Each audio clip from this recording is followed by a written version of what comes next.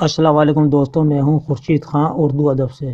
دوستوں، اردو کی پیدائش پر ایک مختصر ویڈیو آپ کے لیے لے کر آیا ہوں اور اس پر کچھ سوالات بھی ہیں، امید ہے یہ پسند آئیں گے۔ تو آئیے شروع کرتے ہیں بہت ہی مختصر طور پہ کہ اردو زبان کی ابتدا ہندوستان میں مسلم بادشاہوں اور صوفیاء کرام کی آمد سے ہوئی۔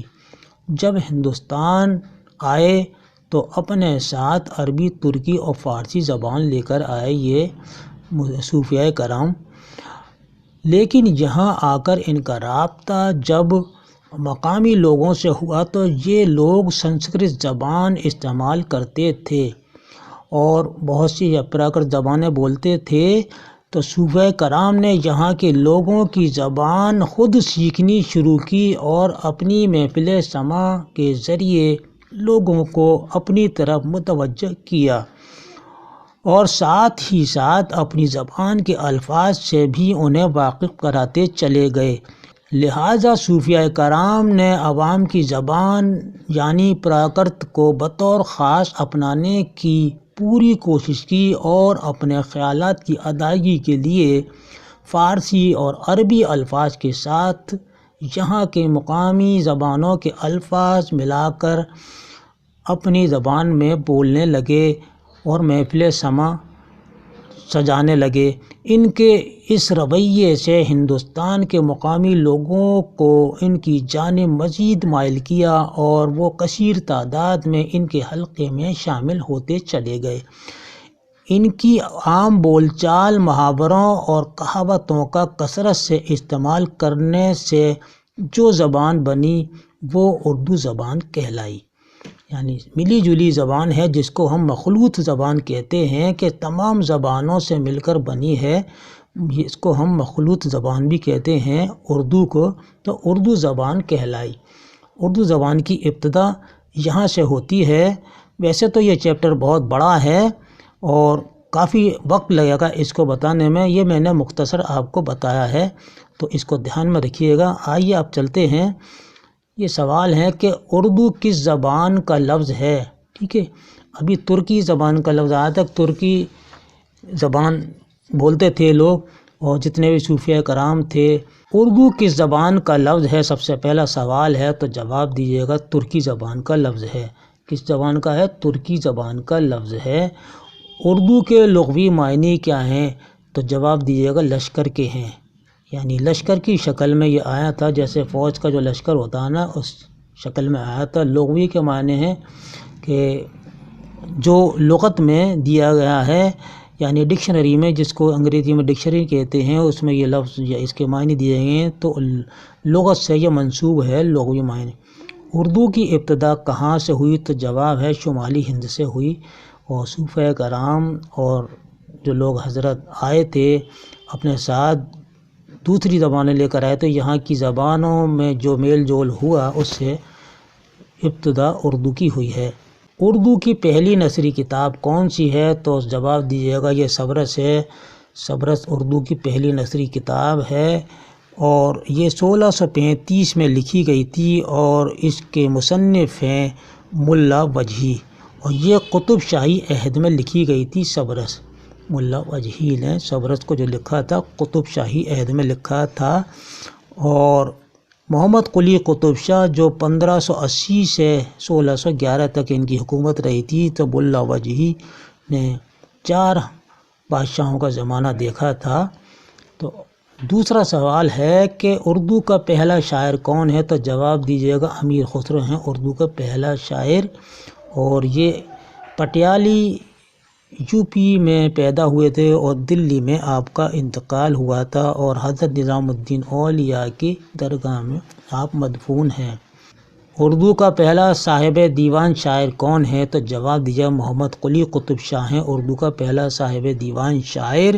اردو کا پہلا صاحب دیوان محمد قلی قطب شاہ ہیں، انہوں نے 1580 سے 1611 تک حکومت کی تھی۔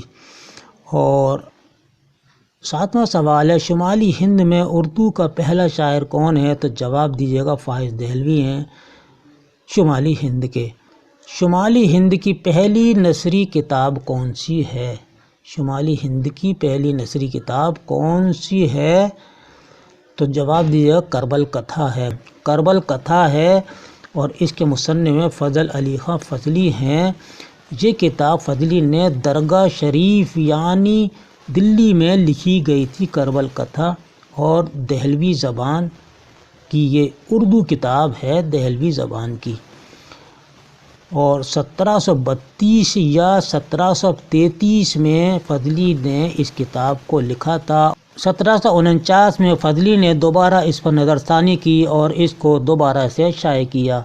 اگلا سوال ہے کہ کربل کتھا کس فارسی کتاب کا اردو ترجمہ ہے؟ تو روضۃ الشہداء کا ہے، اور روضۃ الشہداء یہ اس کے مصنف ہیں کاشفی، یعنی کہ یہ کاشفی کی کتاب ہے روضۃ الشہداء، اور کاشفی نے کس کی فرمائش پر لکھی تھی یہ کتاب؟ تو عبداللہ سید مرزا کی فرمائش پر 908 ہجری میں لکھی تھی روضۃ الشہداء، یعنی میر واعظ حسین کاشفی ان کا پورا نام ہے۔ انہوں نے سید عبداللہ سید مرزا کی فرمائش پر 908 ہجری میں روضۃ الشہداء لکھی تھی، جس کا اردو ترجمہ فضلی نے کربل کتھا کے نام سے کیا۔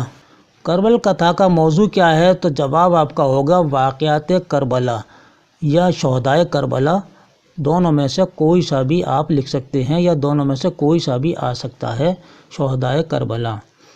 سبرس کا تخلیق کار کون ہے؟ تو جواب دیجیے گا ملا وجیحی ہیں، سبرس کے تخلیق کار یعنی مصنف ہیں ملا وجیح۔ ملا وجیح کی دوسری تصنیف ہے قطب مشتری، جو 1609 میں لکھی تھی۔ سبرس کا سن تصنیف کیا ہے؟ تو 1635 ہے، 1635 میں یہ شائع ہوئی تھی سبرس۔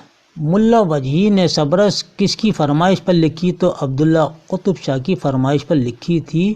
سبرس کس دور حکومت میں لکھی گئی؟ تو قطب شاہی عہد میں لکھی گئی۔ قطب شاہی عہد آپ کو معلوم ہوگا کہ کب سے کب تک رہا، 1512 سے 1687 تک یہ گولکنڈہ کا یعنی قطب شاہی دور رہا ہے، اور اس عہد میں یہ کتاب لکھی گئی تھی سبرس۔